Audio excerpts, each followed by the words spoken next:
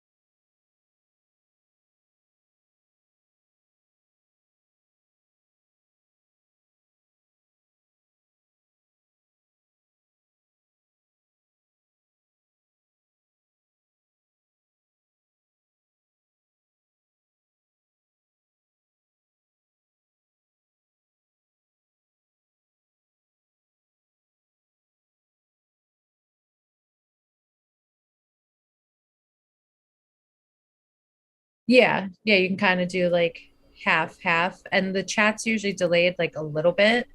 Okay. So at least it's easier to see than like if he has to read it out loud too. But yeah, you can Yeah. kind of do like half Okay, I half, just got the and the link. chat's usually delayed like a little bit. Okay. So at least it's easier to see than like if he has to read it out loud too. But yeah, you can Yeah. kind of do like half Okay, Okay, I half, just got the and the link. chat's usually delayed like a little bit. guys, we are live. It's easier to see than like if he has to read it out loud. Oh, really? Too. Okay. But like, I hear me playing back though. Yeah, sorry, I had you up for a second. Saraja, go sit on the bed. Sit on the bed. Here, here, take it. Go on the bed. On the bed, on the bed, on the bed. I'm so sorry, guys. Give me 1 second. Saraja, on the bed.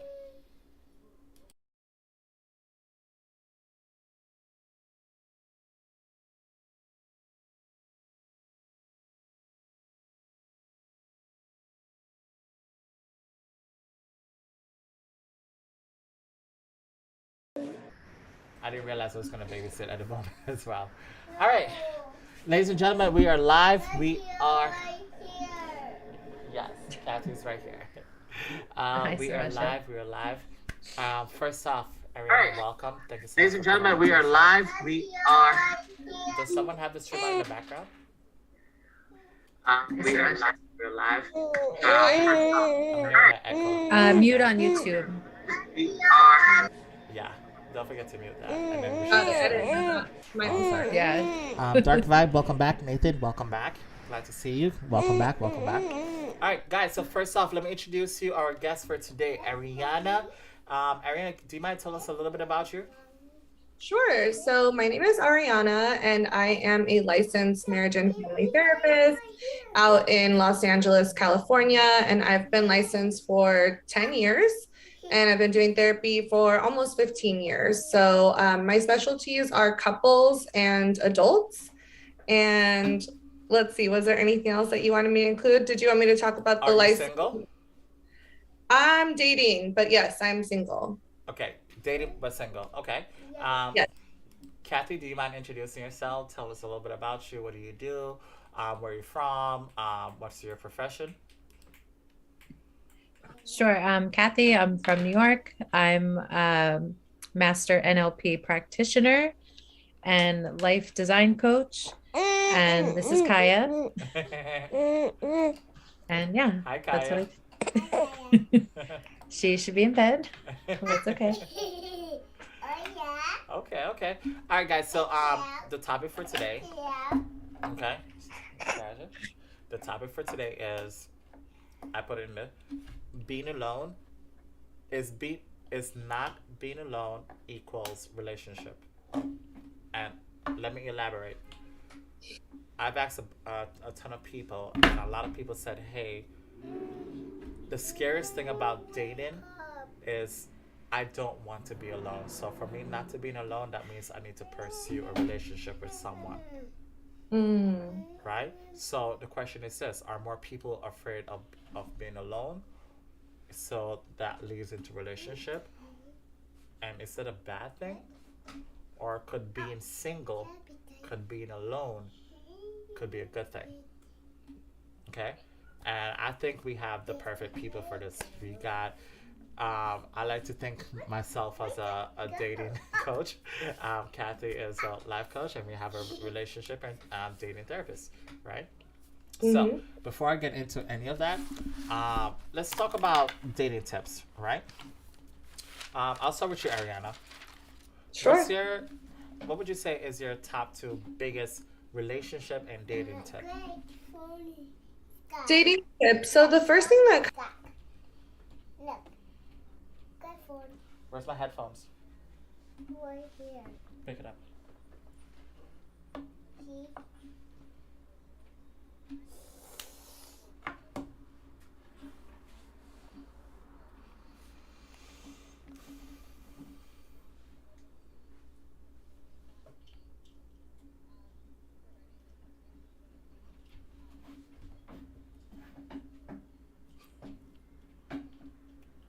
Okay. Wow, that's awesome.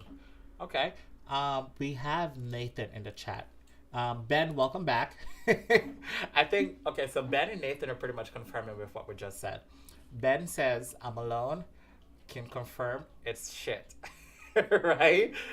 Nathan says, wow, fair play. I could have needed your expertise about 3 weeks ago. I would say it's fear of being alone for most people. So, I'm just going to get to the real with you. You've talked to a lot of people. You've interviewed a lot of couples. Do you feel like a lot of couples are together just because they don't want to be alone?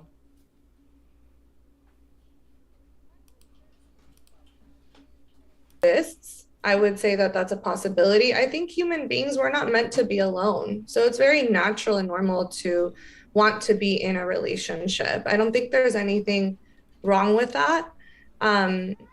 I just want to quickly say that in the chat, they're saying that they can't hear me. Is that okay? I just changed it back. Sorry, I was trying to mute myself. Sorry, continue. Sorry, okay. I just muted myself. Sorry about that. Yes, you're good to go. They can hear okay. you. So yeah, I would say it's very normal and natural for us to want to be in relationships. And I don't think we should judge ourselves or other people for that. But I think that when you stay in a relationship or you're looking in a relationship just because you don't want to be alone at all costs, I think that's when it starts to become a problem. Okay. Kathy, any feedback? Being alone versus being in a relationship? Yes.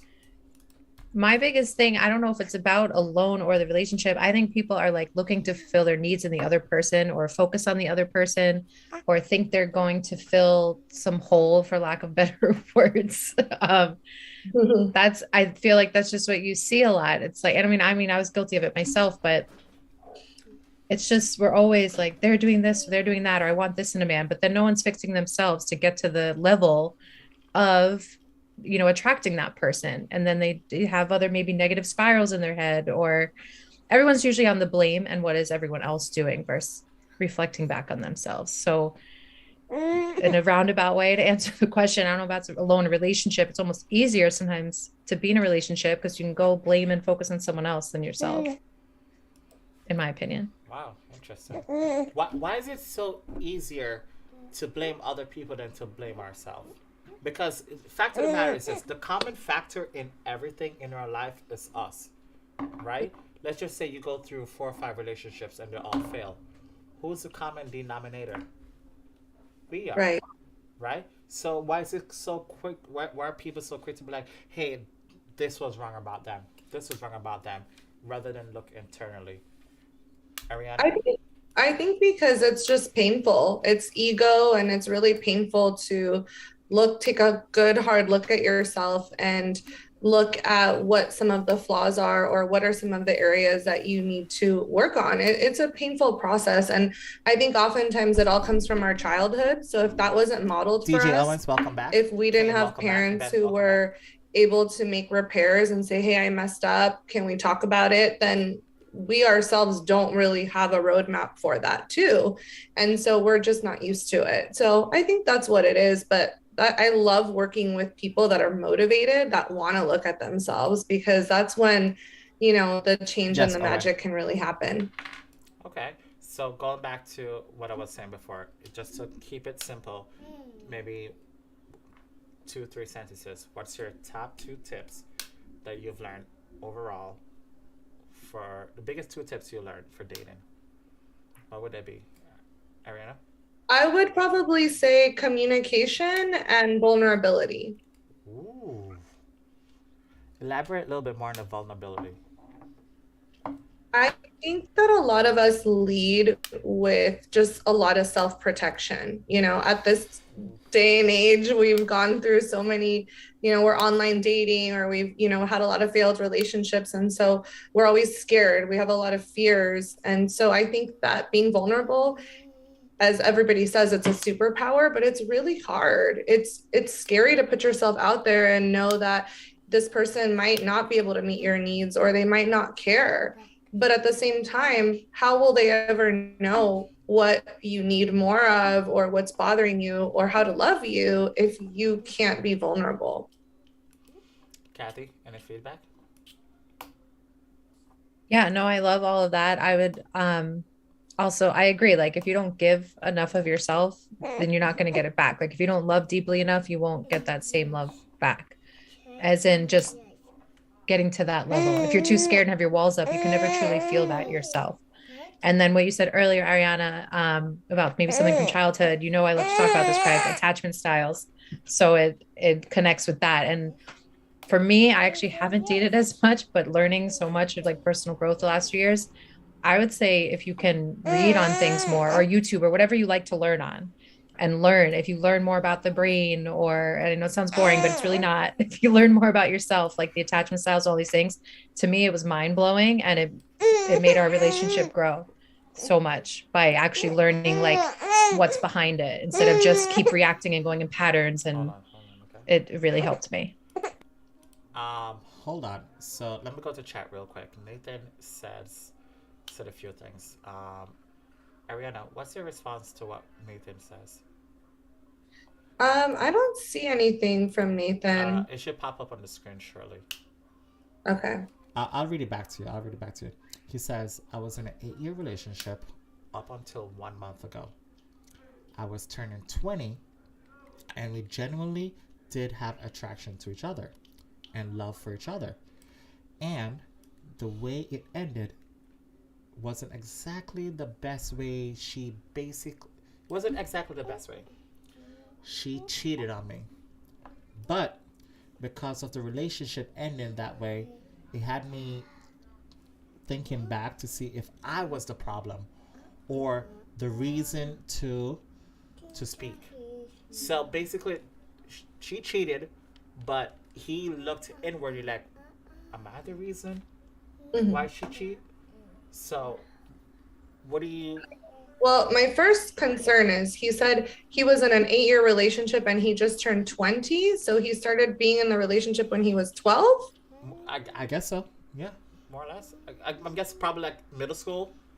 Okay, well, that would be my first that would be my first thing to point out is you're talking about being 12 years old. Even if we're talking about being 15, 16, your prefrontal cortex is not even fully developed until you're in your mid 20s. So I think that it's great to explore and be in relationships, but this should really be kind of more of a learning time, for exploring. I don't even know if I would personally recommend for somebody that young to be in such a long-term relationship. So that was kind of, just something that popped out at me. But I guess putting that aside, cheating, you can't just say why it happens in relationships. Yes, sometimes cheating is a symptom of what's going on in the relationship. Maybe there's a need that's not being met.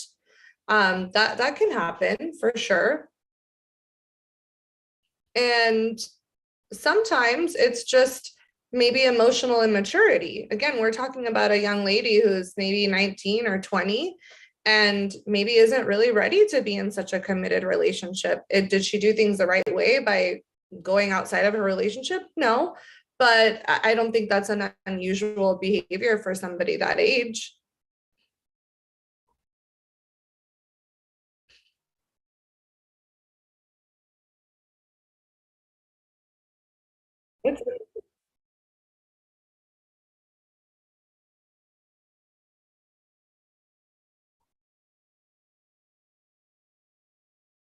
The prefrontal cortex. The decision, that's the decision making part of the brain. Fully at mid 20s. So we're talking about 20, anywhere from 23 to 25.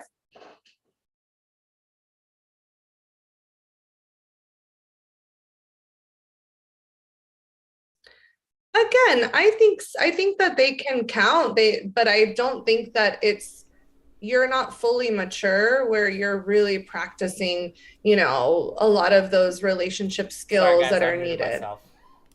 Okay. Interesting. Do you count your high school relationships knowing everything that you've learned so far? When you say count, what do you mean? Okay. I remember when I was 14, 15 years old, I was in like a 1.5-year relationship with this girl. right? She was, in my head, I thought she was the one. You know, she's still a big thing in my timeline, more or less. But does that count?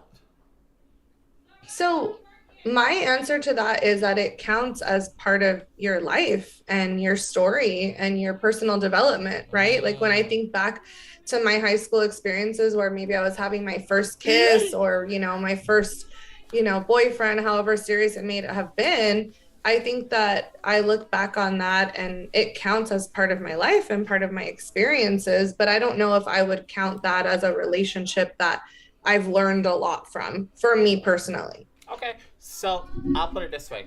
Right now, the audience that we have right now, right? So I started out with gaming. I started out with like playing video games like Fortnite and Call of Duty, and so the audience is anywhere from middle school to people in their 40s and 50s, right? Mm-hmm. So right now I kind of have an idea who we have in our chat. We have Mm-hmm. middle school, high school, and a little and like mid 20s right now. Okay. What's your advice to people specifically in middle school and high school when it comes to dating? Because again, it's before your prefrontal lobe is developed. What's Yeah. your advice when it comes to relationship towards them?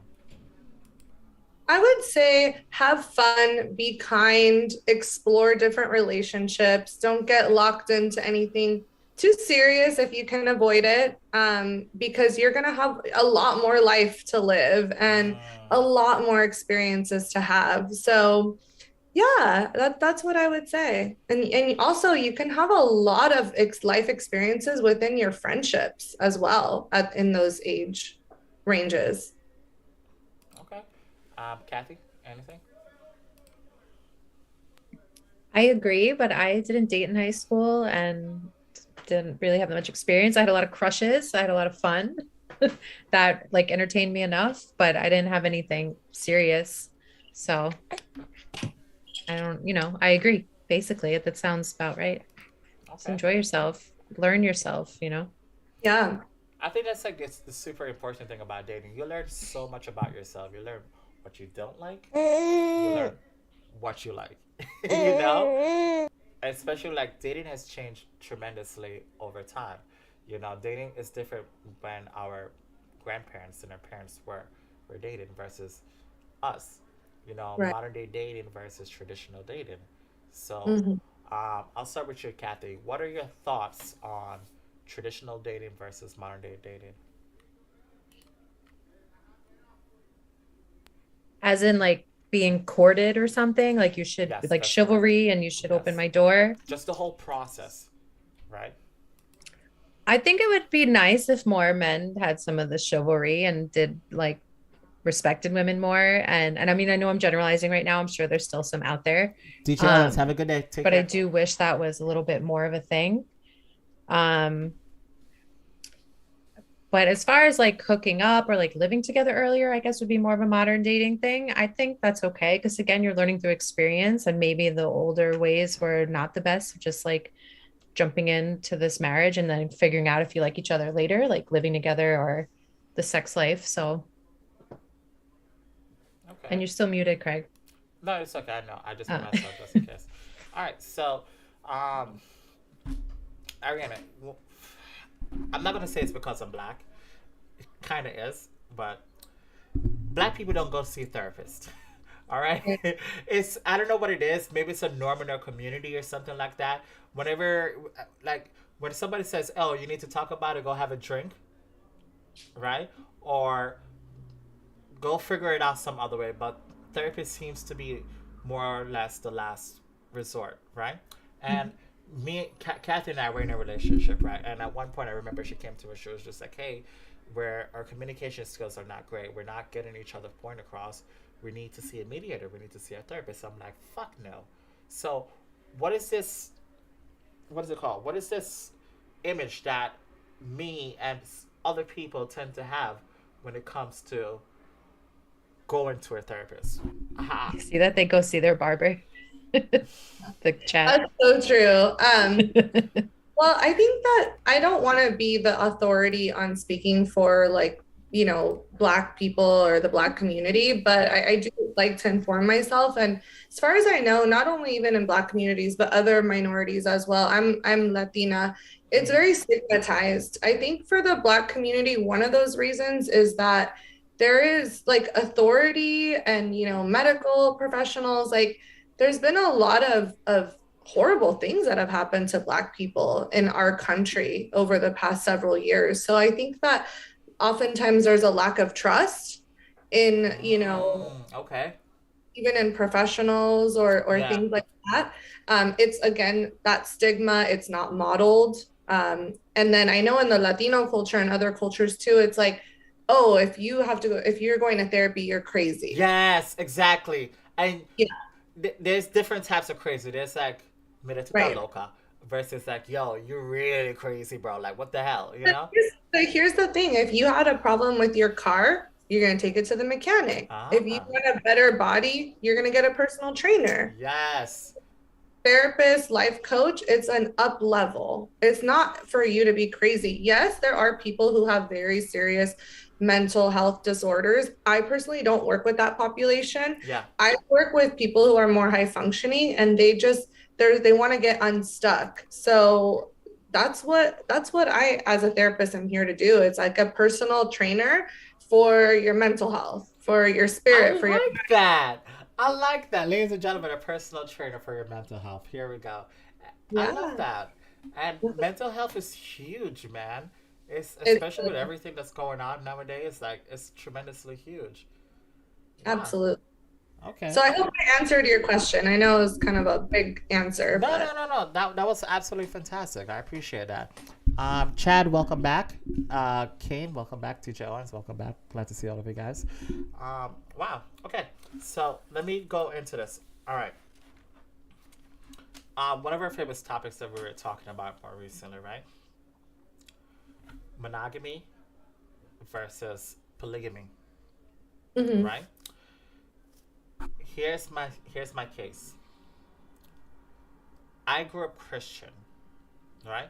And let me backtrack a little bit. When I said monogamy versus polygamy, I'm talking specifically about nature versus nurture. Mhm. So since I grew up Christian, I was taught monogamy. Hey, you're supposed to marry one person and spend the rest of your life with that person, correct? And then even society in some cases with movies, they're like, hey, you have one soulmate, one person out there for you. Even though there's billions of people, there's one person out there for you, right? And I've always thought like, damn, what if I miss out on that one person? Is that it for me? Do I Mm. not deserve happiness? What if I screw up? You know? So, what are your thoughts when it comes to monogamy versus polygamy? I'll start with you, Kathy. I think whatever works for the person, and I find it fascinating. I always want to learn from anyone who is polygamous or just has different perspectives on things. I don't think there is one way that people should be. I think it depends. Okay. As long as, again, I mean, they have to communicate, it's like if someone sometimes down the line in marriages they decide to be open. They didn't start that way. And that's always really interesting too. But if you communicate and everybody knows their boundaries, then I guess it's super healthy. Okay. Well, to be more specific, here's what I mean. Again, when it comes to religion, Christianity, they preach more monogamy. Muslim or Mormon, it's more polygamy. There's no right answer, right? Ariana, in your experience, have you dealt with both? Have you dealt with just monogamous couple versus I've polyamorous? I've had some clients that are poly, that are exploring multiple relationships at once. Here's what I'll say about it. I agree with Kathy. I think that thankfully we're living in a time where we can make a lot of different choices that Mm, aren't, restrained by society as much as we used to be, and judgment and being excluded from community. okay. But look at how many people are, this is what most of the experts say. They don't necessarily recommend polyamory for everyone. This is why, kind of like what Kathy was saying. Look at how many problems we already have with just one person, with our communication breakdown, with our boundaries, with our vulnerability. So now you're doing that with 2, 3, 4 people. You better have some high level communication, relationship skills. if you want to get into that world. If you do, great, more power to you, do it. But it's not for everybody. That's it. Okay. And I also, one more thing to add is that there's a lot of benefit to monogamy, but I think a lot of times what we don't realize is that we can have multiple relationships in our lifetime. Just because we weren't married to somebody for 50 or 60 years, we have a very significant 5-year relationship, 2-year relationship. As long as we're learning and we're growing, those are still just as significant, in my opinion. Okay. Nathan, I'm going to go to your question shortly. Just give me 1 second. Okay. Just talking about monogamy versus polygamy, right? One of the biggest reasons why relationships failed, I want to say trust, disloyalty, right? Cheating, to put specifically. Is polygamy the answer to cheated, right? Because hear me out. Here's what I mean. I feel like people who are meant to be polygamous are in monogamous relationships, right? Probably solely because of what they were taught, right? They have that spirit, they have that need to date or seek out other people, but because of nature, whatever, because of society and whatever they were taught, it was like, hey, you're supposed to be with one person, but yet they're still going out there searching for other things. What do you think? Yeah, I think that is a little bit too much of a simplified explanation. I think it's more complicated than that. I don't think that's the answer for everybody. I agree that there are some people that maybe aren't allowing themselves to explore polyamory because of their religious or cultural upbringing. And I get what you're saying there, but I don't think that just because you want to have sex with multiple people that polyamory is the solution, because you have to, again, be able to be willing to have really, really good communication. And if you're already cheating in your relationship, that's kind of indicative that your communication may not be where it needs to be. Okay. No, this is fantastic. So at the end of the day, it all comes down to communication, which you said is your biggest tip.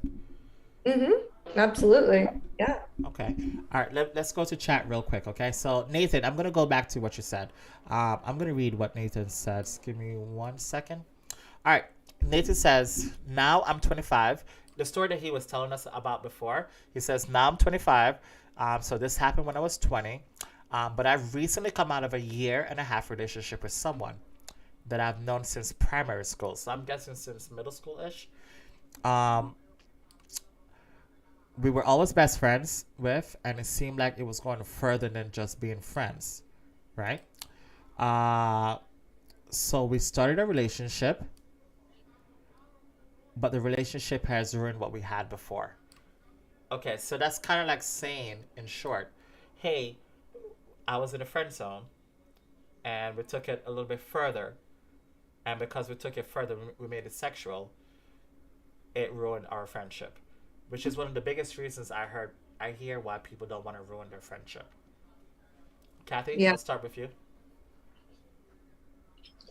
What do I think about that? Or like, yes, what Nathan had to say.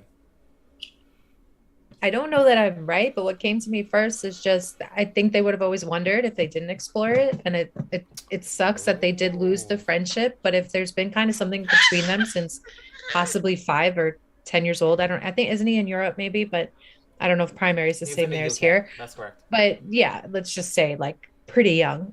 And 20 years later, you're still thinking about each other or like wanting to try. So maybe if there was better communication or something, they could be friends eventually. Again, and so it comes back to communication. There we go.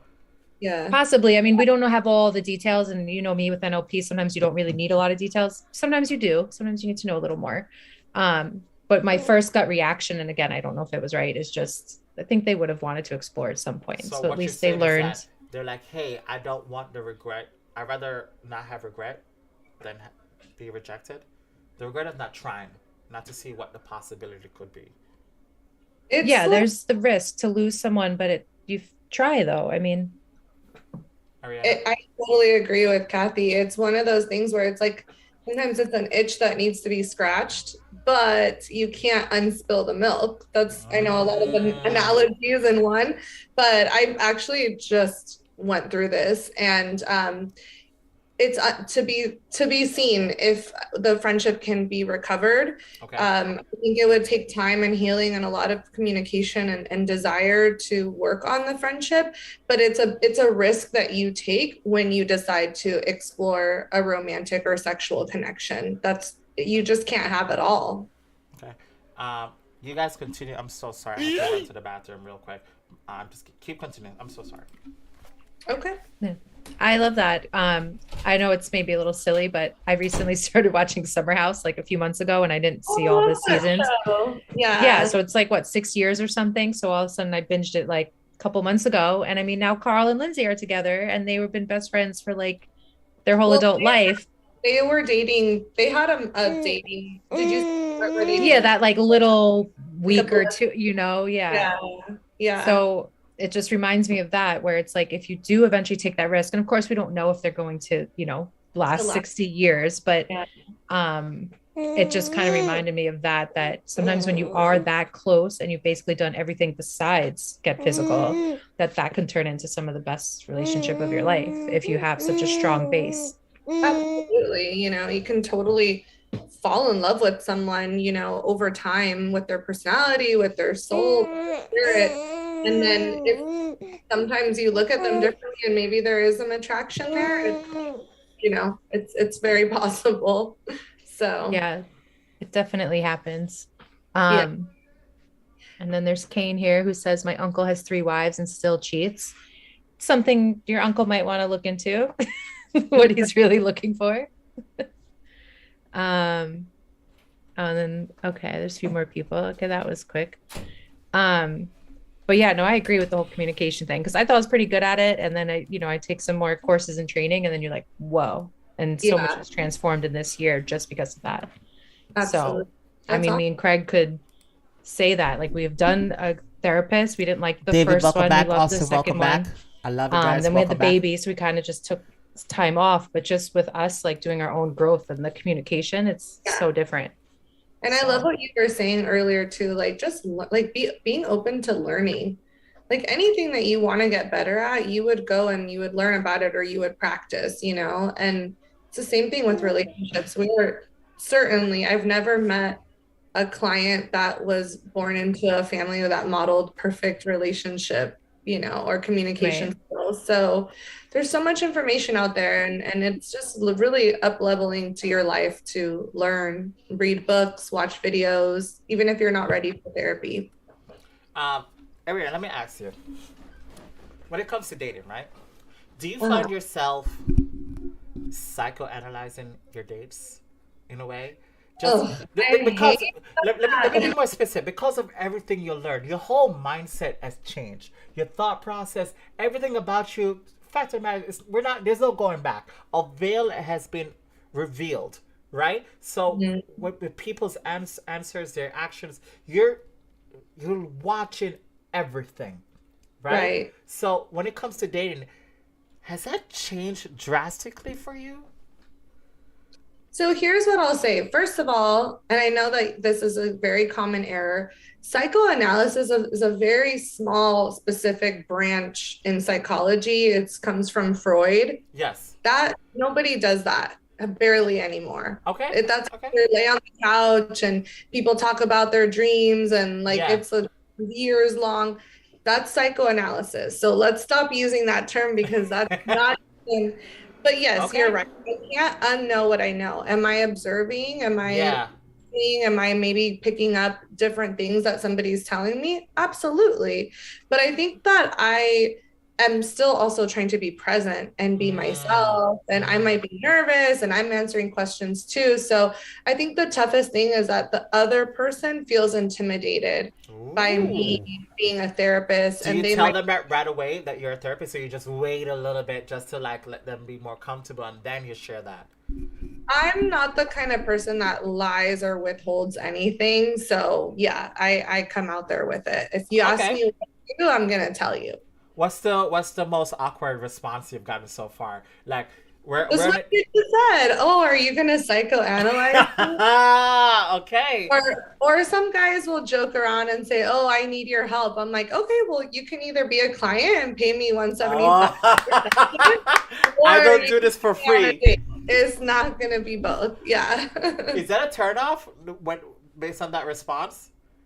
Which one? The Oh, okay. I need your help. I need you to. Oh, I mean, honestly, I feel for people in general. When you're trying to date, you're trying to make communication. Like, I get it. You're just trying to make communication. You're just trying to make conversation. Yeah. So I try not to judge too harshly, but is it a little cheesy? Yes, it's a little cheesy. It's a little cheesy. Okay. No, that's fair. Yeah. That's fair. That's fair. Um, Yeah. as I said, um, this whole thing changes our whole perspective, you know. So it makes sense. It makes sense. All right. Yeah. So right now we kind of have like a little bit of a mixed audience, right? We maybe have about 20-30% female watching, and then the rest are male, right? So what would you say are the biggest? Give me two. The top two mistakes people make in dating and in relationships. Okay. So I think that, let's see, because I feel like those are such different things. So with dating, again, it kind of all goes back to communication. So I think that ghosting is like a pandemic these days where people can't just say, "Hey, look, thank you for, the date, but I didn't feel a connection, I'm gonna move on." It it shouldn't be that hard to do that, So I think It just shouldn't be hard to say no. Is that what you're saying? Yeah, I think Okay. avoidance. Let me answer avoidance. That's probably one of the biggest mistakes in dating and relationships. Just people avoiding being honest, having difficult conversations, so ghosting instead. Setting Same thing, boundaries, all that stuff. yeah.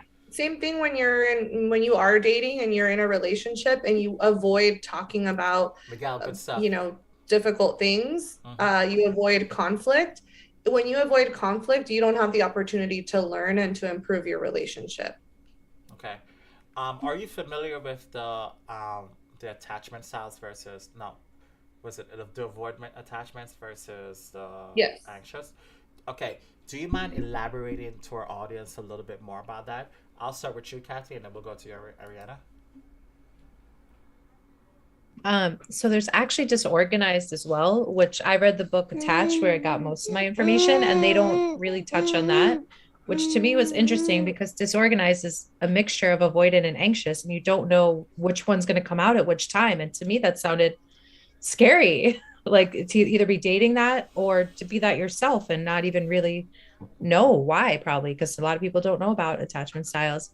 So I've been talking about secure, anxious, and avoidant when yet there are four. Sorry. And so that was just a new thing to me.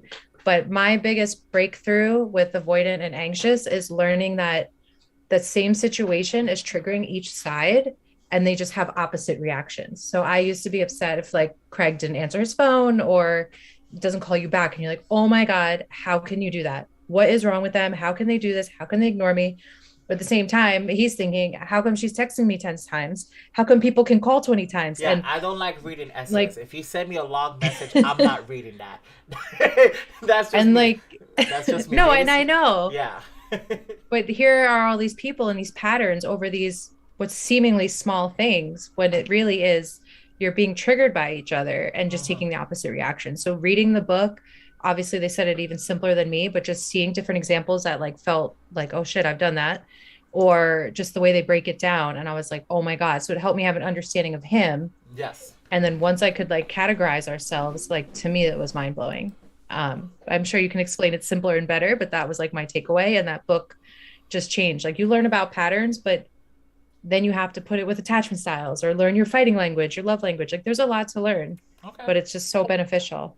Ariana, I'm gonna go to you real quick, but Miguel in the chat says this: conflict avoidance is a red flag for me. Do you mind elaborate a little bit on that? Like, what is? It sounds self-explanatory, but tell me a little bit more about conflict avoidance. Yeah, I mean, I do think it's self-explanatory and I agree with him. It is a red flag. So A lot of times people are conflict avoidant, again, because of what they grew up. So they may have grown up in a house where nobody talked about their feelings, Yes. or they grew up in a house, so they don't have a model, or they grew up in a household where conflicts were really scary. So there was a lot of yelling or crossing boundaries or even abuse. Mm-hmm. And so then you make these associations with, oh no, if we fight, then it's gonna, get to that level. Mm-hmm.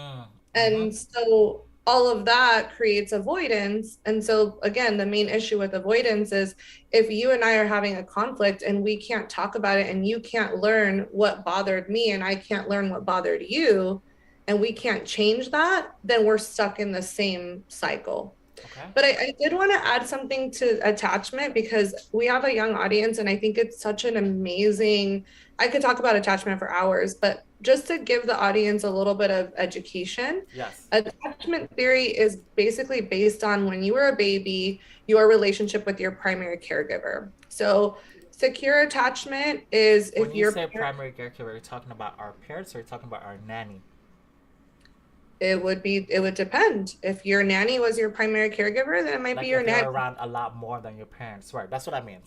But yeah, I would say that's probably rare, right? But Okay. that's possible. Most of the time we're talking about mom. Yeah. So is secure attachment, again, secure and insecure, it's about 50% of the population each. So secure attachment doesn't mean you're better than anybody, but your parent, your primary caregiver, was mostly there to meet your needs. So you cried, they came, they attended to you. Mm-hmm. They were able to kind of, safely give you some distance to explore. So there's this research where they saw the baby crawling and the baby would look back at the mom, and the mom was still smiling, and the baby could kind of continue to explore. So that's secure attachment. Then when you get into insecure attachment, like Kathy was talking about, you have a bunch of different categories, but you brought up avoidant and anxious. So Yes. as Kathy was saying, anxious, they might have had a caregiver who was overly protective, kind of didn't let the baby or the child explore as much, maybe even inconsistent. So what that creates is somebody who's anxious in relationships. So they might need more reassurance. These people might be considered needy. Okay, so that's what I was getting to. So like again, when it comes to dating, right? How do we Mhm. identify who's avoidant versus who's anxious, and how do we deal with that? Like, how do we come halfway? How do we find Sure. the common ground? So I gave you the example. The anxious person might be a little bit more needy, like Kathy was saying. They might need more text messages, more communication. The avoidant person, they might have had a parent who was more distant. So they learn to self-soothe and self-regulate a lot. So they calm themselves down. Their alone time is very precious to them. Yes. So they can feel overly smothered by somebody who has an anxious attachment style. That's my family right there. Yeah. So, So what's the solution? Communicating honestly and openly, right? Being able to say, hey, I can give you some reassurance. I can text you maybe breakfast, maybe lunch, maybe dinner, but can we set that boundary where we don't do any more than that, so that the avoidant person isn't getting, encroached upon their space and isn't feeling smothered. So you just have to talk about expectations openly. Okay. Let me go back to chat real quick, okay? Because Nathan says something really, really amazing, okay? I know it's a little bit scroll past, but I'm going to try to read it out. Nathan says, I'm just struggling to figure out if it's me because my communication is terrible. And we talked about communication, right? I'm scared that the moment they know what's going on in my head, very relatable, by the way, will either scare them off or be too much for them to handle, which results in my own self-destruction without realizing that I'm doing, without realizing what I'm doing. Okay, so one more time. I'm just struggling to figure out if it's just me or my communication. Because my communication is terrible, I'm scared that the moment they know what's going on in my head will either scare them off or be too much for them to handle, which results in my own self-destruction without realizing what I'm doing. Well, Yeah. That's deep. Fuck. What do you say to that? Well, I think that he said so much, and I almost kind of think he answered his own question there. So, first of all, I want to validate that it's normal to feel that way, but I think that your communication is terrible because you're holding yourself back because Oh, of the fear. yeah, because I'm sorry, like not to be fucked up, but as men, we're taught not to share your feelings, Right. right? And as much, I'm so sorry, but as much as women say, hey, please communicate with me, please tell me what's going on in your head, I can't. And Kathy will be attest to this. There's been multiple times I felt vulnerable. I've opened up to her. I've shared with her. And within a minute, I regret it. 100% I regret it. Kat, you know this, right? So, again, what I was taught growing up from my dad, from society, nature, versus what your partner is telling you, hey, please open up and share with me. It feels so different. So I can relate to Nathan. I can relate to like, dude, I open up and I share and just But why did you regret it? the response. Like I'm in my head, I'm just sharing a feeling. I don't want you to give me a response. I don't want you to try to fix me. I'm just sharing. And Oh. because I got a response that I didn't like, Mm-hmm. and Well, I again, got a good one for that. So okay, for Nathan, your feelings, your emotions is not too much. If it's too much, it's not the girl for you. It's not the woman for you. oof, So okay, that's number one. Number two, that's a very common experience, Craig, that you just discussed. You didn't like the response. So then it created, forget it. I'm not going to communicate. That's not what I wanted. But what you can educate your partner, hey babe, I'm just looking for an ear. I'm not looking for any advice right now. I oh, just am looking for just want to would you share say this something. beforehand, before we open up to each other? Or can I share But something with you? But I don't want any advice. I just want to share. Okay. Kathy? you've done that, Craig. Not only, again, I said this past year has been better, but literally you'll say something to me, and all I say back now is, how can I help? Or what can I do? Like, I just only ask that question so he can just be like, no, I'm just sharing. We That's discussed now. that's a good one. What I would rather you say first is I hear that you're feeling frustrated or I hear that you're upset. Whatever he's Acknowledge it. Yeah, validate the feeling first. that's a good add-on, because we have gotten to the point where he did express what he just said to you. I don't know how many months ago. So we could just be like, hey, when this situation happens, what do you want to happen? Like you were saying, expectations is huge. And when we saw Yeah. the second therapist that we really liked, he's like, you need to make an expectation list. We'll go over it together and all of that. And then we had the baby. But I think you've not just communication, but just through this whole chat, expectations as well. We're all thinking we're going to get something from the other person, but we never actually communicate it. So they kind of go Yeah. hand in hand. You can have the expectation, you also have to communicate them. But that's just like learning your patterns about each other. If you're with someone long enough, then I Yeah. don't know, 3 months, 6 months, when you like really get to like, then not all the pretty Right. stuff is happening in the beginning. Yeah, Um, and I think that what Craig and what Nathan are sharing is absolutely valid about men not being socialized to share their feelings. I get that, but you want to try to have corrective emotional experiences in your life. The only way out is through. So you have to practice being vulnerable, communicating, and then having that person be able to say, I hear you. Wow, thanks for sharing that with me. Right? So that's the magic right there. I love that. That was beautifully said. Very beautifully said. I'm going to go back to chat real quick. So Nathan says this. Can you see it on the screen? So I don't need to read it? For the last one I see is MCANE212. My uncle has 3 wives and still cheats. That's the Oh, last. refresh it one more time. Refresh. Yeah, Got it it. should pop up. Okay. I'm not sure why it's like that. Because that was a long time ago. It should I pop. don't know. I don't know why it's doing that. It's okay. Let me Okay. know if it's there. Let's see. Nope, that's still what I'm seeing. On the So- screen, the main screen?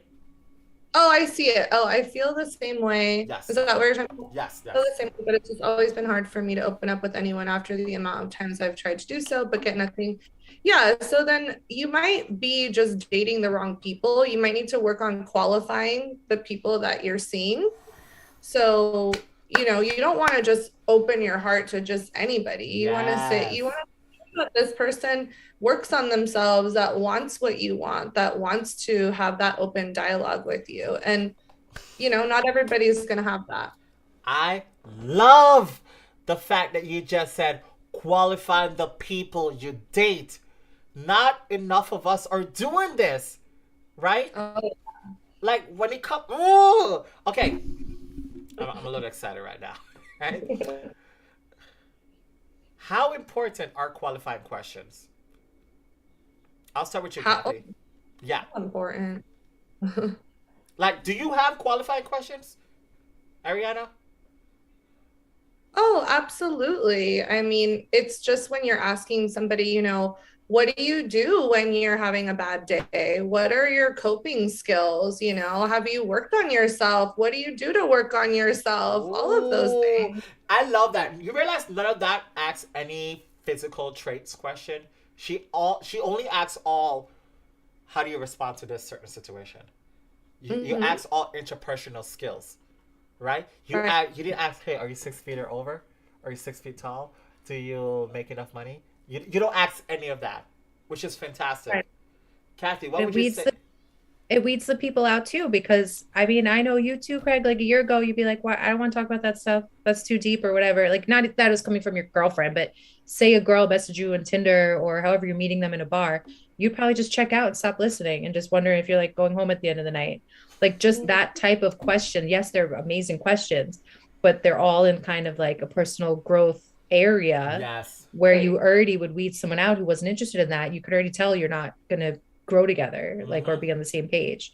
So on top of being good questions, they're already in like a field or whatever the word is that will weed someone out who just kind of checks out to that. You can tell they're just I, not at your level.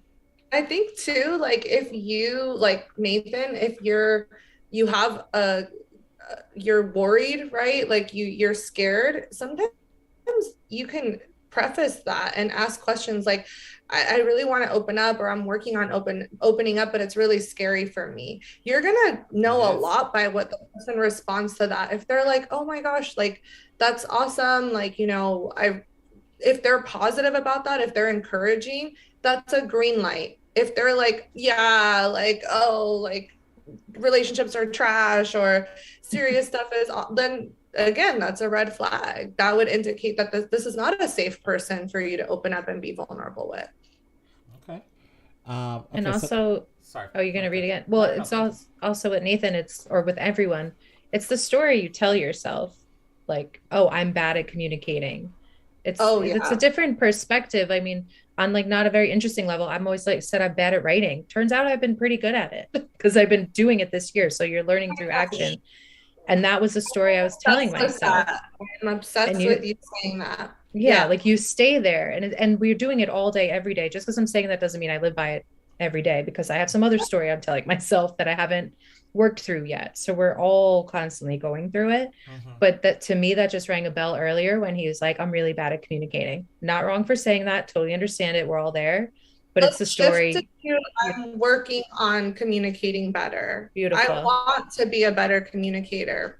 That's already much better. Okay, so what would be your biggest tip to Nathan right now? As you said, he doesn't know if it's his communication skill or if it's just him, right? You talked about self sabotage, self destruction. What would you say to him to become a better communicator? Kathy? Just adding on, shift the narrative, shift your perspective, tell yourself a different story. And I think Ariana's advice right there, just that one simple thing, adding a couple words to that instead of I'm a bad communicator, I want to improve my communication. That's amazing. You just start with that one little tip and you keep going. Like it takes a while. Like it took me a year to get over something that seems simple on other things. So you start with that first mindset shift, and then you start changing subconsciously. You don't even like realize at first, just from her Yeah. advice there. I love that. okay, Ariana.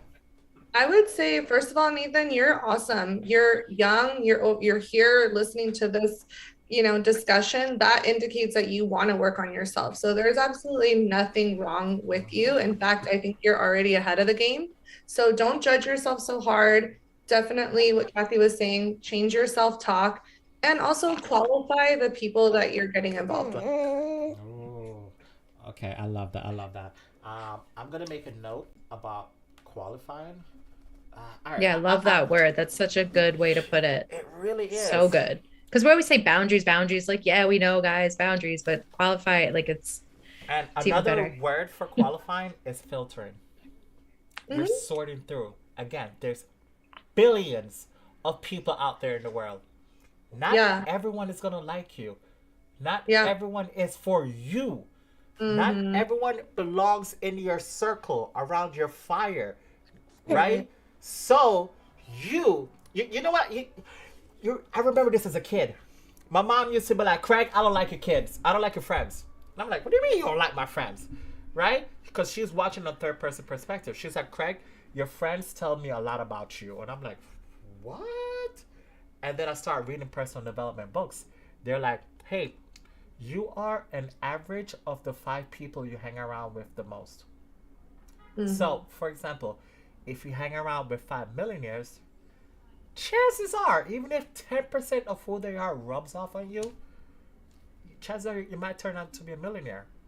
But if you Yeah. hang out with 10 bums, you know who's going to be number 11? You, Yep. right?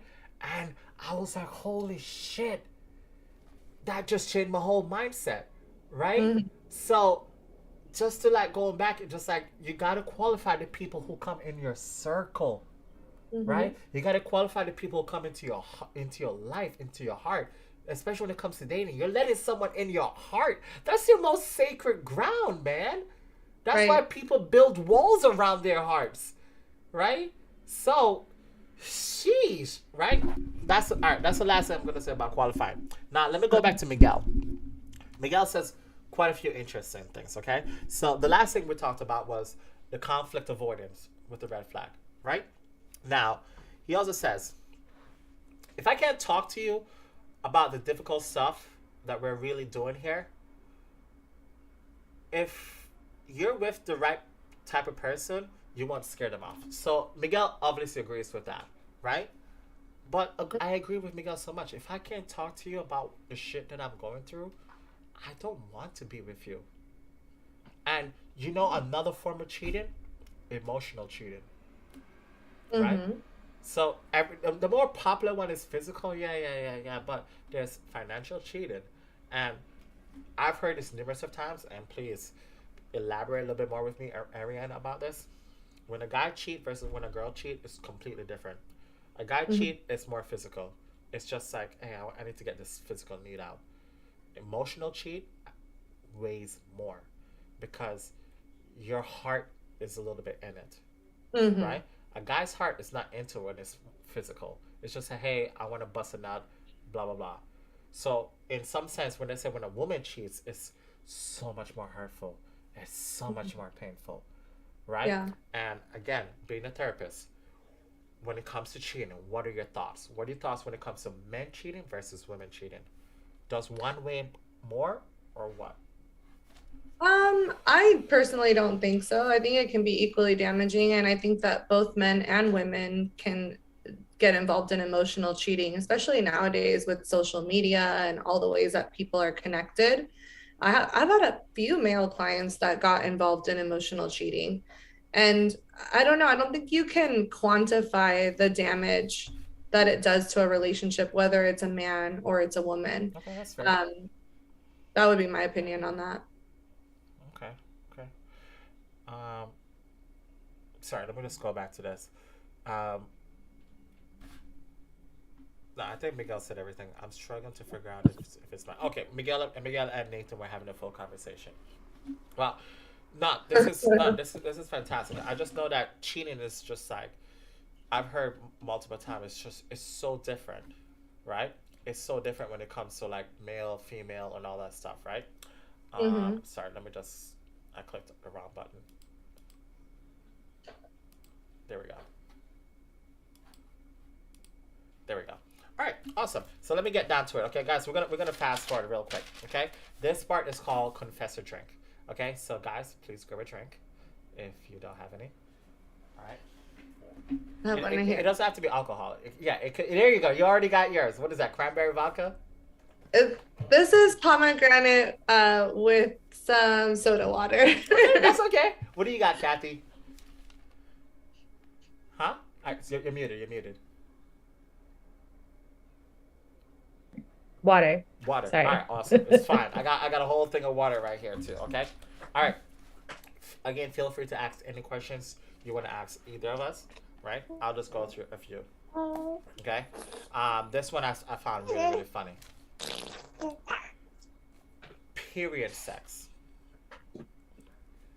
Have you ever had period sex? I'll start with you, Ariana, because I already, I have history with Kathy.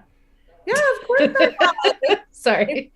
If you're a mature adult, there's nothing wrong with period sex. Why is it frowned upon though? People are immature and silly and uninformed, and look, it's not for everybody, but there's absolutely nothing wrong with it, and it can actually be really, really pleasurable. It can help alleviate cramps, and Really? it's natural lubrication. Yeah. Wait, it helps alleviate cramps? I've never heard that before. If your partner is skilled enough to give you an orgasm. Yeah. The endorphins and all that stuff. Okay, I feel you. No, there's actually the Contraction. contraction. Yeah. Okay, let me ask the chat. Chat, have you ever had period sex? If you have, please type in the chat. Okay. And women are hornier too, right? Like during that time, or is that ovulation or both? I don't know. I mean, Both. yeah. I'm like trying to remember my facts, but I'm pretty sure there's also something involved with it. It's not just like, oh, let's do it. This might be messy. Chemical It's reaction. like we're actually more drawn to it. Yeah. Okay. Kathy, do you have any questions for Confess and Drink? Anything. It doesn't matter. In your time as a therapist, what has been like a common thread you've seen through different clients, or I don't know if I'm phrasing that great, or like, Yeah. because I know, of course, communication, but I don't know if something else comes to mind that people kind of come to you with. Honestly, I think that almost every client has some sort of trauma, whether it's a big T trauma, like, an assault or something life-threatening, or a smaller T trauma, where it's kind of family dynamics or things of that nature. So I think that we just all need to understand that we all have these difficult experiences we go through and have a lot of healing to do. And life is hard. Life is full of suffering. Life can be beautiful, but I think it's important to just be kinder to ourselves and be kinder to other people as we move through life's challenges. Okay. I'm going to go back to chat real quick. Nathan says, yes, he's had period sex, and I don't think there's anything wrong with it. Okay. Good job, Nathan. Miguel says, yeah, I hate the moment when you realize the love is gone. They just seem cold and distant. Not on purpose, but there were signs I ignored. So I guess Miguel's talking to Nathan a little bit. Miguel, is that a question more for us, or is that more a question more for Nathan? Let us know in chat. And also, have you ever had period sex? We're doing truth and confess. All right. Ariana, do you have any question? Anything. Just throw it out there. So what's the biggest challenge you guys are having as a couple with having such a young child? All right, you want to go first, Kat? I probably could answer it for you guys. Go for it, please. Go for it. And then we'll give your answer. You guys answer. Well, we're in a bit of a unique situation. We moved home to have the baby. So I'm living with my family and he's with his family. And of course, we'd want to live together. So I have her most of the time. So for me, it's just now that she's getting older and like doing fun new things every day, I want to share that with him. So, Yeah, I would say so we're in a kind of an interesting situation where I'm like, I'm here, I have my mom, like it's honestly been like amazing. She's so good. So it can't even be like, we fight because we're tired. Or like we haven't had that normal separation based on the Yes. unique dynamic. The physical, actual distance, physical separation.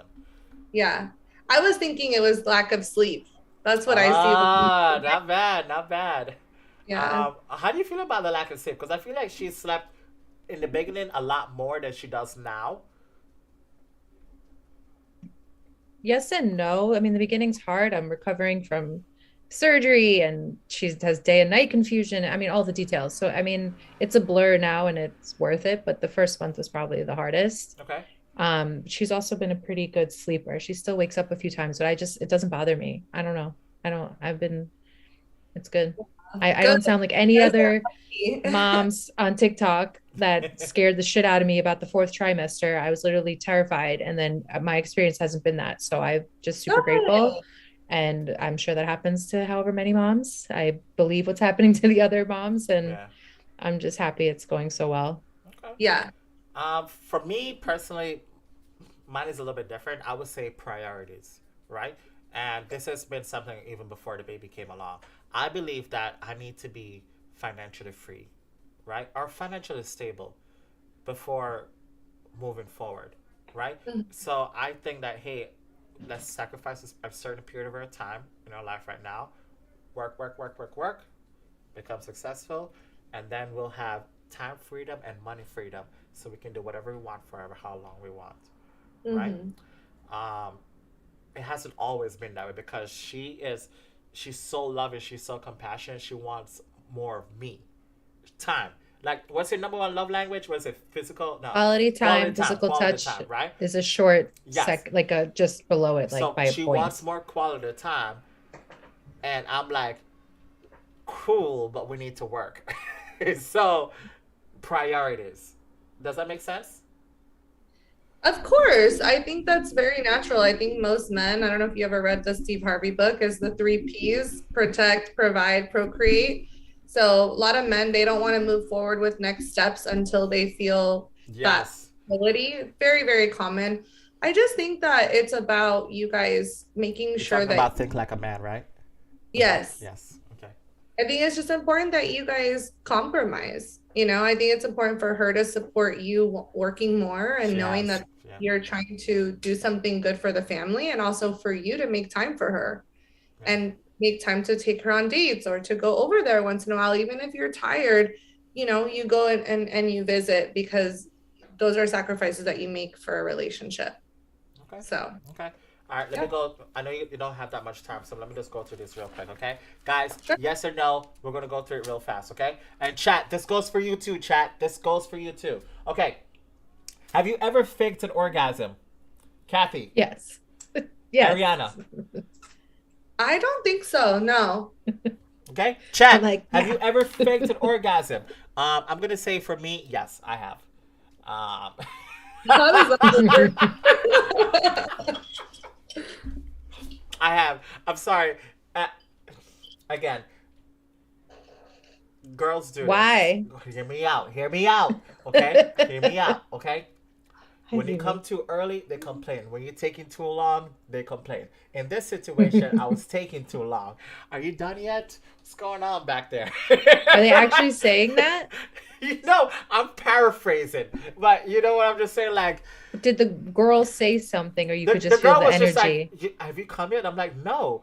And then I'm like, I can see they were like they already came, they already finished. Over it. Yeah, they were over it. Like, they already came, they already finished. And I'm just like, fine. And I just like, all right, there you go. And then you go to the bathroom or something? No. It was like in a condom or something like that. So I was just like, all right. Oh my gosh, I've definitely been that girl, which is really bad to admit. But So tell me, how you the can't do it guys wrong? have never faked it. They're just like, okay, we'll try again in a little bit. I'm like, all right, cool. Is that normal? Is that normal to give people shit where they're taking too long? Well, Craig, Sometimes it hurts. It starts to get uncomfortable for a while. Oh, okay. Yeah. Okay. So I mean, I don't know how long we're talking about here. No, I don't know. No, but I'm just saying. You know what I'm saying? Like, what? What's the average time for sex? Like, if you go on the internet, it's about 8 think minutes. that's 7 to 8 That's minutes. the average. Yeah. 7 to 8 minutes is the average time, right? So if you're running to like 30 to 45 minutes, some people are just like, wrap it up, man. Wrap it up. Yeah, but a lot of the guys don't warm the girl. up. There you go. So therefore, by the time all this is happening, you're like, ugh. Foreplay. Miguel Like is they're correct. not doing their part, and then they're upset that the girl's like not so excited. Yeah, because women are like ovens. We need to be preheated, Yeah. and men are like stoves. They just turn on. Ah, I like that. I like that. Clip it. Million views right there. Okay. Miguel's absolutely correct. I need to put more energy in faking it. So, my bad, Miguel. I'll put more energy next time. That's funny. Okay. What's the worst reason you've ever ended something with someone? Ariana, let's start with you. Lying. The worst. I had a guy lie. The pettiest reason. A what? The pettiest. Let me be more specific. What's the pettiest reason you've dumped someone? You've ghosted or just not stopped talking to someone? I mean, Lying is a valid reason. That's what I say. lying about having a child and lying about your age. I think those are pretty bad. Okay. I feel like you can't ignore your child. You gotta, you can't. Yeah, that's a huge red That's flag. horrible. Yeah, I don't know about. So wait. Girls can lie about their age, but guys can't. I don't like when anybody lies about their age. I think it's such BS. Okay. Kathy, worst reason you've ever dumped someone? Well, I mean, I haven't been in a lot of relationships, so Dating. That's what I said. Just like the worst reason you stop talking to someone. And chat, this goes for you too. The worst reason you've ever stopped talking to anyone. I have to think about this. I guess I'll drink because I can't. Drink. like- Taking too long. Okay, next Yeah. question. What's your biggest red flag? Kathy? Sounds like you seem like Well- you already have yours. No, because you said deal breaker. Remember when we first met? Yeah, yes. No, but you personally, if you look internally, what's your biggest red flag? Sorry, do you see her right now? She was looking at me. Red flag, probably lying. You lie? Oh, what's my like? Yes, What would yes, yours, not other people's. Your personally biggest red flag. it's a work in progress, but how that I'm an anxious attachment, that I didn't realize how like I focused so much on you and I was like overbearing and not really like I always wanted what I wanted and I'm not really seeing the other person. Like you went along with so much stuff with me because you didn't want to have fights, I guess. But like I think because I care so much and do so much and I had this whole story in my head and I didn't realize how much stuff I had to like actually change. So I guess over needy quality time, like too much. Okay. Ariana? Mine is probably just kind of having too high expectations. Like when I'm dating, I always want the other person to text me, call me, make all the plans, do everything. So to chase or just being more proactive? I think I just need to not play so hard, play it so cool, play so hard to get.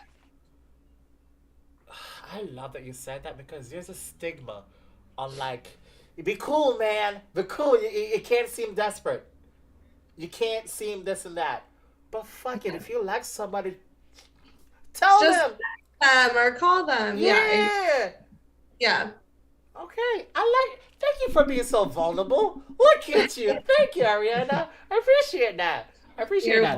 Miguel says, I'm guessing he said she wasn't flexible, so I ghosted her. Wait, when you say flexible, you talking about flexible physically or emotionally? Right? He said she wasn't flexible, so I ghosted her immediately after I came. Don't think I even walked out. I don't even think I walked her to the train. I was stating the South Bronx at the time, so yeah. I think I'm judging you on that one, Miguel. Wow. Damn, that was petty. I love it. It was terrible.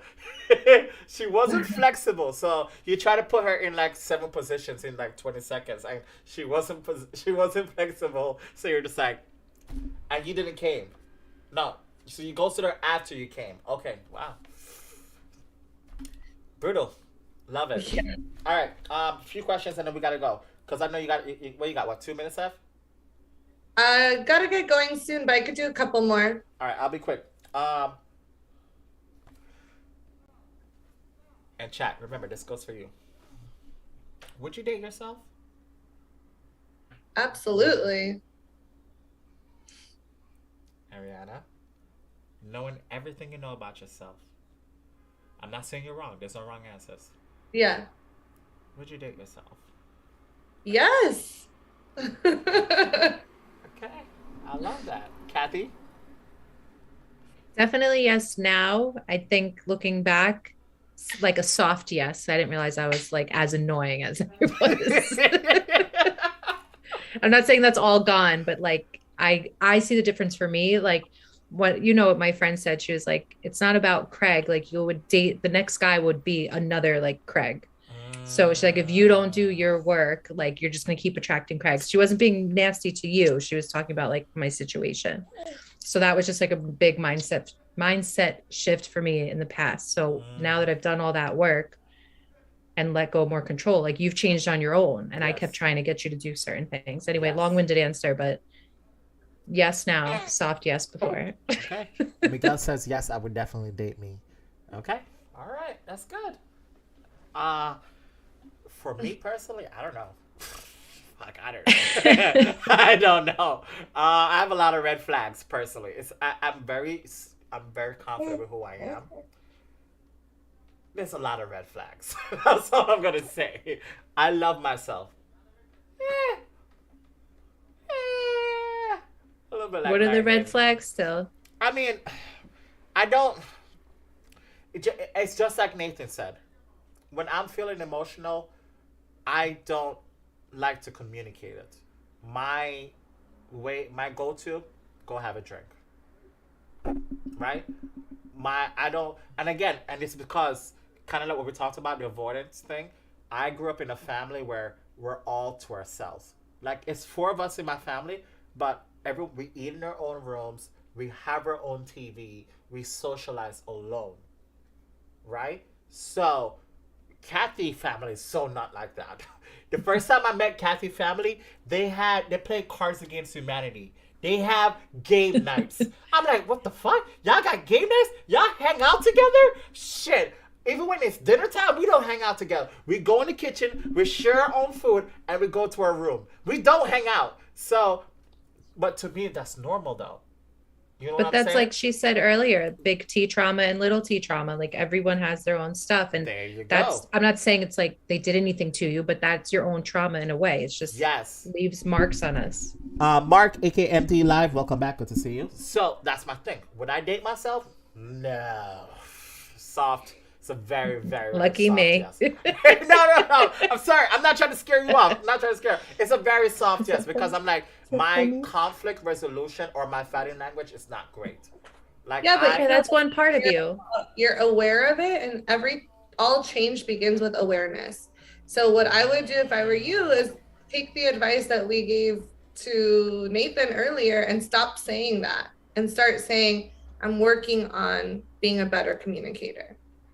Oh, okay. So boom. I'm going to work on being a better conflict or resolver.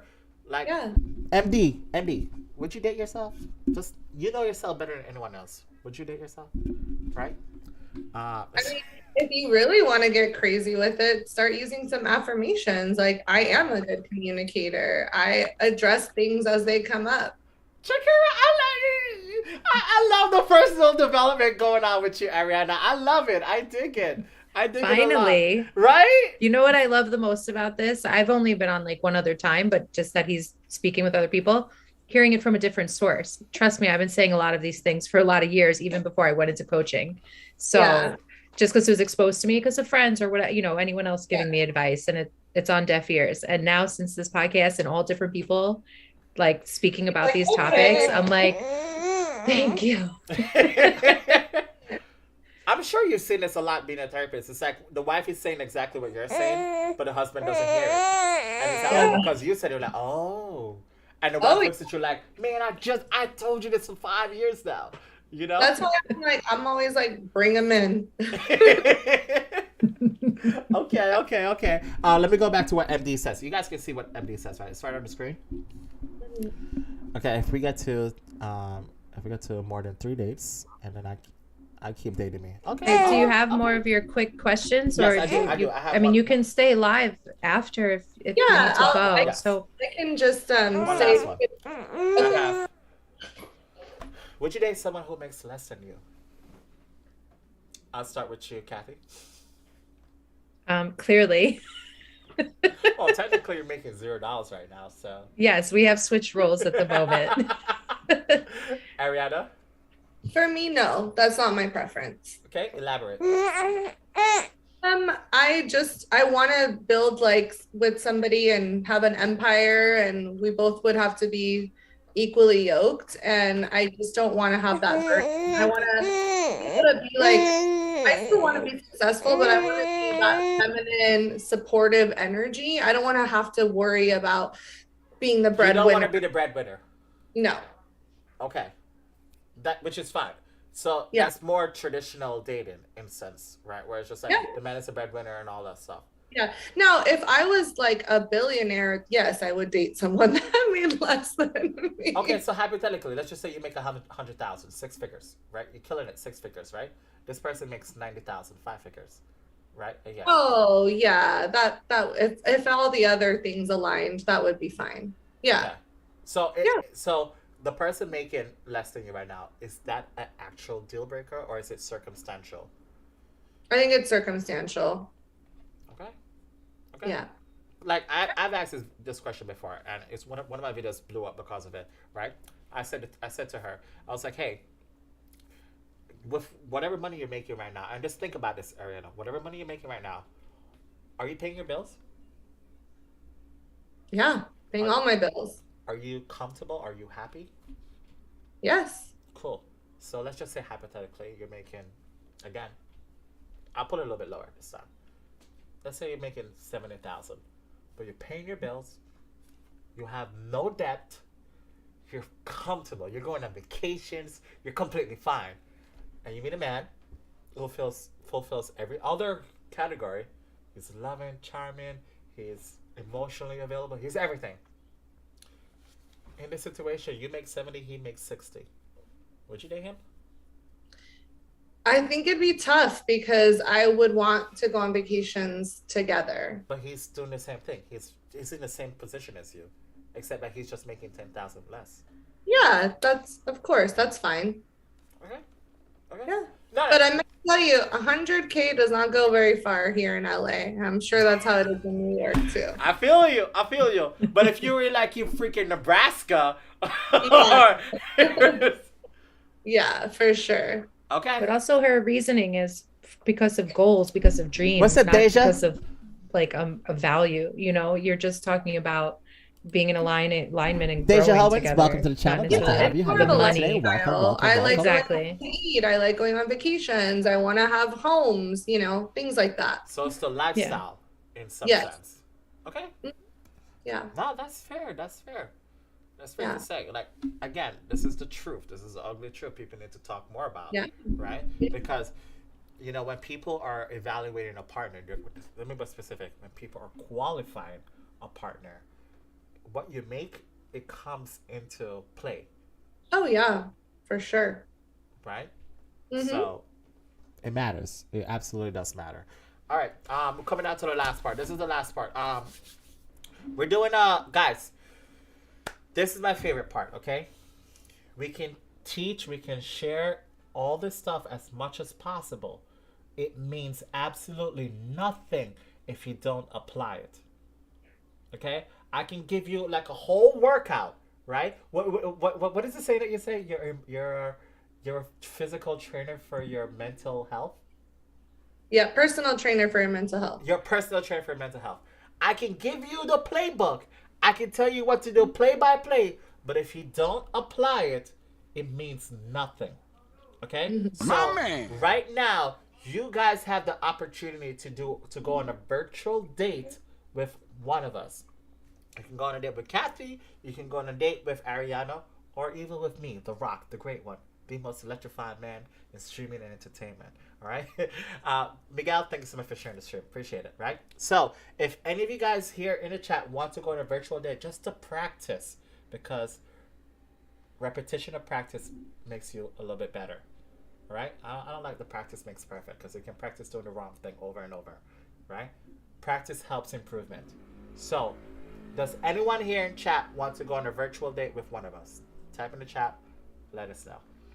Okay? So, how do you feel about virtual dates, Ariana? I think they're okay, like if it's absolutely necessary, like when we were in the middle of the pandemic. But I think that connecting in person, making eye contact is much better for assessing for chemistry. Have you ever done a FaceTime date before? Before Yeah, meeting up with a person? How did that go? yeah, I have. It was good. It gave me a lot of information. It's a good tool to assess or qualify before you decide to spend the energy and the time and the money to go out on a real date.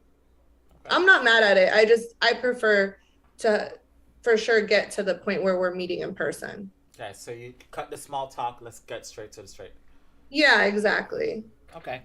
So we're gonna do a quick practice run before the chat answer. Okay. If you guys feel uncomfortable, let me know.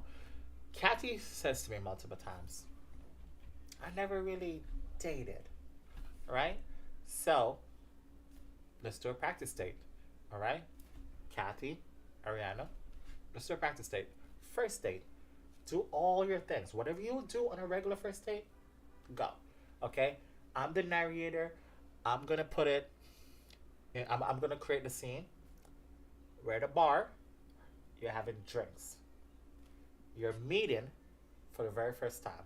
Let's just say, well, it's modern day dating, so most people meet each other online, right? Mm-hmm. You meet each other online. Great. Ariana, you got to the bar early. Kathy is walking in. Action. Hi, how are you? Are you talking about if we're like hugging and stuff like that, Okay, and what? fine. I'll walk in. Kathy walks in, and you guys hug each other. Hi, how you doing? Give her a hug, and then you guys sit in the booth across from each other, and go. I mean, I have like no tips. No, Like there's no tips. This is practice. You never dated before. You're on a date. You're sitting in the booth across from each other. You have your drinks. Go. Well, I'm just saying out loud, what's a little tough about this is that there is no rapport of like, what if we chatted about on text? Because for me, I'd probably be like, how was your day? Or like, haha, like Again, we skipped over something small happened with talk. your. It's okay. We skipped over small conversation, right? You guys met online. That's what I'm saying. There would be some conversations I had with them before. So therefore, I feel like I would have Okay. some little like things to I'll talk change about it from up. our text I'll change message. it up. Great. That's what I would do. Okay, guys, I'm gonna let you guys go on a date with each other because I do have to go, but it was my pleasure. No, it's okay. Thank you, Ariana. Thank I you appreciate so it. much for having me. Let's be in touch, okay? Thank Yes. you. I do. Thank you so much. Okay. Okay. Have a great day. All right, thank Take you care. Nice guys. to meet you. Bye. Cheers. You too. Hold on.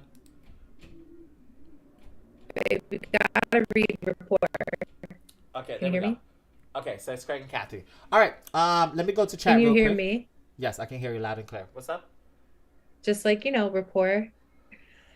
It's a first date. There's not a lot of rapport. No. It's not at the first date. Rapport with someone when they like, you can tell when they like need to go, Oh, body language. That's not rapport. That's body language.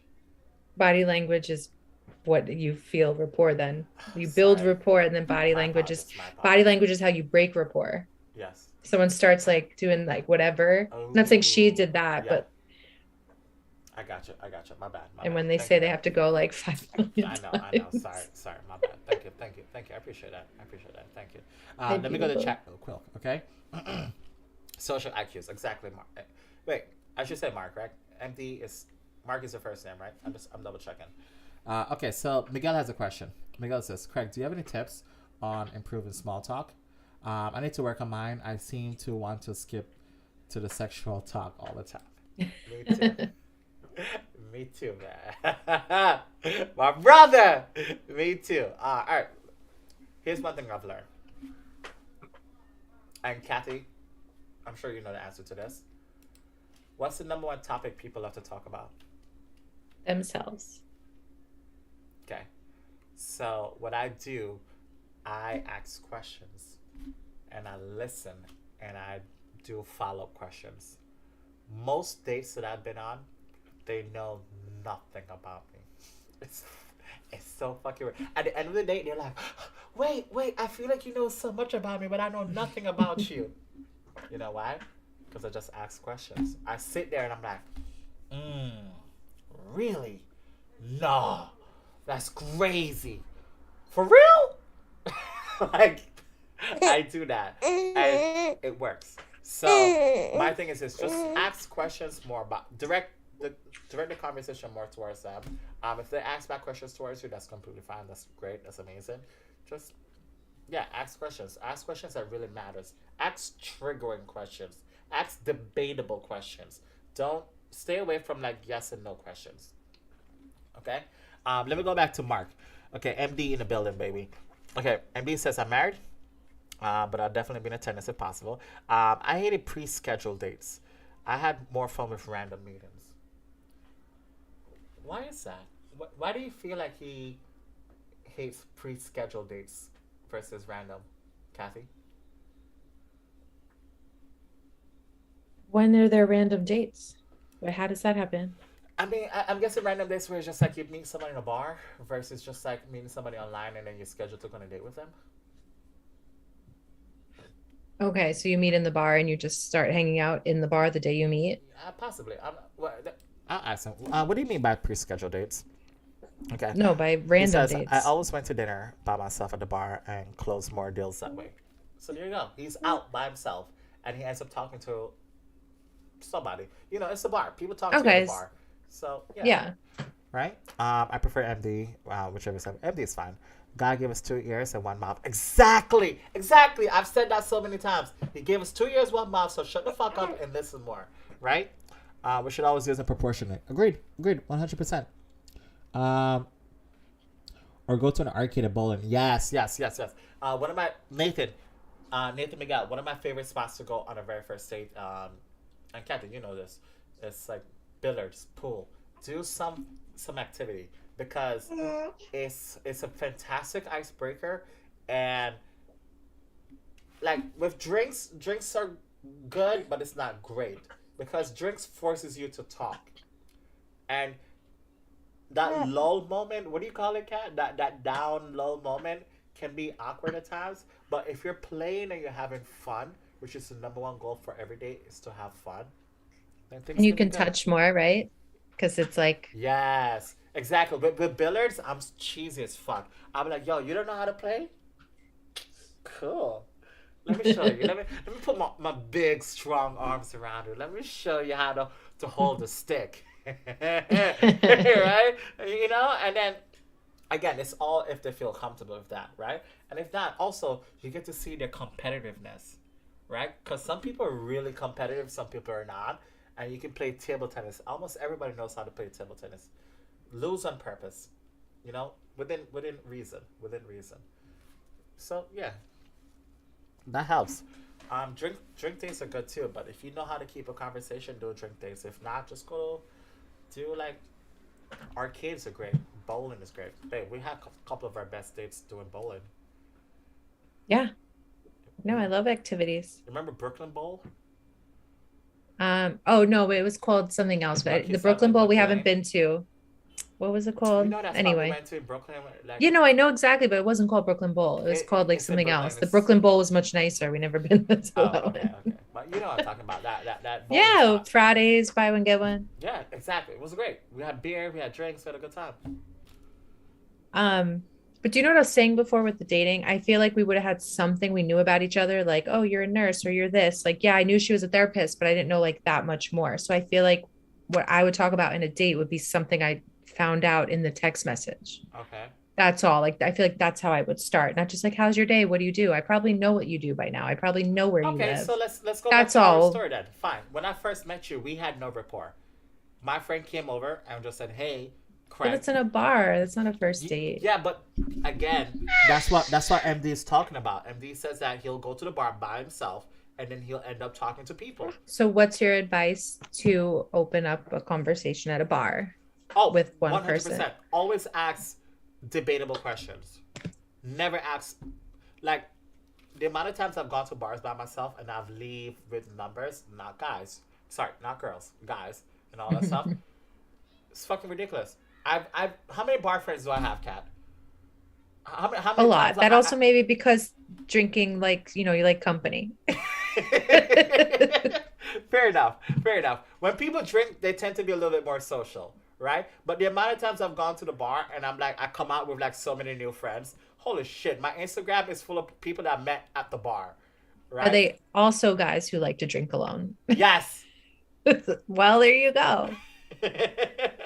I've had friends that say, "Yo, I'm at the bar. Come right now." You know what I'm saying? I'm just like, I'm with the wifey. I can't. Well, misery loves company, so they're like, who else likes to drink alone? Who else always drinks every day at this bar? Yeah, come join. Cooking class. What do you think about cooking class Yeah, that would be fun because it's always good to learn like how to make a new on meal. a first date? Sure, why not? It goes to the, like you said before, like what if they mess up something? What if it doesn't taste good? Like you learn about someone's Oh, and you can personality. like play with the food on people's face. Like, oh, let me lick that Yeah, off your it face. takes a little less away from just like this, like you're looking at each other and that's it. MD, you're right, bro. Cooking class. That's a good one. That's a very good one. Okay. Let me go back to Nathan. Okay. Nathan said it's easier. Hold on, let me pull this up big screen. Okay. It's easier to get to know each other when there's no pressure and it's just flowing through Activities. There you go. So Nathan is just backing up what I said. Do some fun activity, and chances are things will flow a lot more fluently. Yeah. Like take me to a place where I've never been and we'll suck at it. It's a date to laugh over, join meeting each other and make you feel like it went well and was fun. Yeah. Bowling is usually simple though. Bowling is nice. Bowling is super nice. Billiards is good too. The movies, I don't recommend movies as a good first date. You know? You can't really talk in movies. Am I right? You can still touch. Yeah, but some people don't like to be touched during the movies, you know? So, that could be good, that could be bad, depending. Yeah. What are some of your takeaways from this conversation so far? Going to a therapist is not so bad. And honestly, I think I'm just going to say this right now. More people should talk to a therapist. Fuck the norm. Fuck that if people think you're crazy. So what? Those people aren't paying your bills. Those people aren't helping your mental health being. Fuck that. You know? Go. Everybody needs a life coach. Shit, I do. Right? Everyone needs a therapist. Shit, I do. Right? So, and again, a therapist is just an objective third party just to talk to. Right? Or everyone needs a coach because there's so many types. So maybe you're at a stage of your life where it's someone who helps you in finance, or Yes. life coach is so broad, and like of course we can all improve our life, but there's just so many specific niches in coaching Yeah. that depending where you are. I have a friend who's a public speaking coach right now and doing social media. That's what she's looking to do. That's that stage of her business or life. So, and then maybe in another year she's getting a coach for like crypto. I mean, who knows? There's literally something for everything. So that's another thing where life coach was just so general for so many years that it's really just, hey, what do you want to learn right now? There's a coach for it. And I think that's an easier way to look at it. Like get a mentor, get someone who does it faster and teaches you. Is she like still awake? Like, is she not going to bed? Nope. That's my daughter, ladies and gentlemen. She is up. She's stubborn and she refuses. She's already ready for the camera. Look at her. Look at her. She's ready for the camera. The next people streamer, ladies and gentlemen. Future gamer. Yeah. She's just looking at herself like, yes. Man. All right, guys, we're ending the stream shortly. Any final thoughts? Any final questions? Anything you guys want to talk about? And once again, the main topic for today was, God, I gotta read it again, but Monogamy. Oh no, alone versus relationship. say it again a little bit louder. Not being alone equals a relationship. Yes. Is it because a lot of people are afraid to not being alone? Hey, Pickles, welcome back, Pickles. It's because a lot of people are afraid to not being alone. Why they put themselves into relationships? Like, is being single so bad? Like right now, do you prefer being single or do you prefer being in a relationship? Kat? Despite whatever we are, how do you Where feel? I am right now in life, Yeah. relationship, there have been times when I'm in a relationship where I missed when I was single just because I focused so much on the other person, and I realized how that's so I don't know how to say it, like not freeing. I just remember feeling so free when I was single, not about hooking up with people, No, just not that worrying my about other mind people. was clear. Like Yeah. I woke up, what do I want to do today or Mhm. whatever? Like there was just no focus on anything else. And I remember that time in my life so clearly, like 4 or 5 years, and it was amazing. So Is the moment you got in a relationship, do you feel like that flip just switched immediately? no, not immediately. And honestly, I haven't had many relationships. So with us, I didn't even know that you were that interested at first. I didn't think it would go that far. So I felt actually like not anxious at that time. I just was like going with the flow, living my life. So to me, it progressed nice and At what point did you figure slow. that was interested? Well, I mean, I know you messaged me the next day, but I didn't So when I expect kissed like, you, you didn't think I was interested? no, I mean, to date. Like I didn't know it was going to go further. We were more just like hanging out every Saturday. And like, I get it. You still reached out to hang out. That was really nice. I didn't really like date or pursue people. So, like, cool. Yes. That's why we became something because you pursued me. But I didn't expect any of that, is all I was saying. So, I was actually like pretty chill on my end. Like, yeah, I was excited when you did reach out because I liked you. But I I got you. had really, really liked you like 2 months in. Before that, it was kind of like, I didn't know what to expect where it was going. It was just fun. Okay, I appreciate that. All right, Kathy, Kaya, thank you so much for coming on to Dating with Craig. I appreciate that. Any final thoughts on the show today? Me, Yes. I think Ariana was amazing. She's so well spoken, super talented, amazing at what she does. Yes. Of I agree course, I too. loved it even more because it's topics that I love. Yes. But yeah, she had really good analogies and just a really simple way of putting things. And I think she gave great advice to Nathan and everybody. Um, so that was my takeaways. I really enjoy the word qualify. Yes. I think that's going to be our favorite word. Don't forget, guys, qualifying is just filtering. Okay? Filtering the people in your life with what you want. Just filtering through the people and sorting what you want in your life. Okay? Alright, guys. Once again, I want to thank Pickles. I want to thank MD Live. DJ Owens in the building. Dark Vibe. I want to thank MK. AKA Kane is in the building. Chantal, thank you so much for showing up.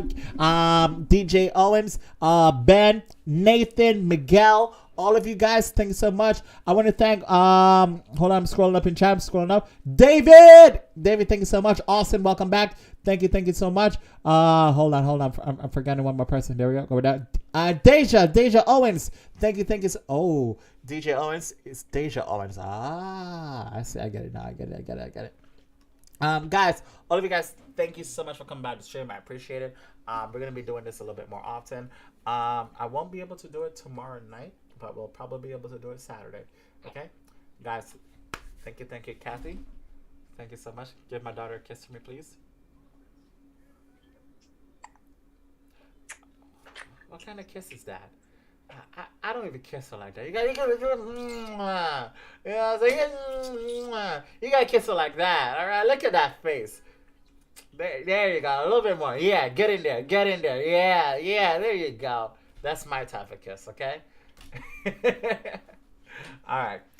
It was great seeing you again today, Kaya. It was fantastic to see you too. I see that your outfit has changed. I'm guessing you pooped it. All right. Well, yeah, and it's PJs bedtime. It's bedtime for her. Okay. Cool. All right. Oh, of course. She gets hiccups out of the blue. She just makes up hiccups. Okay. Yeah, she's awesome, Nathan. She She was absolutely a dirty is. stay out tonight. It's way past her bedtime. It's 10 o'clock right now. It's 2 a.m. in the UK, and Nathan is still up hanging out with us. Thank you, Nathan. Thank you, Nathan. Thank you. Thank you so much for sharing with us. Thank you so much for opening up with us. That's what this is here for, okay? Listen, we'll game and play all the time, but this is Dating with Craig. All right? Thank you, everyone. I appreciate it.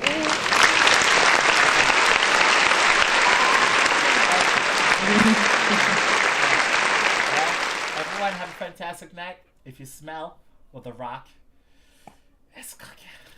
Bye, cat.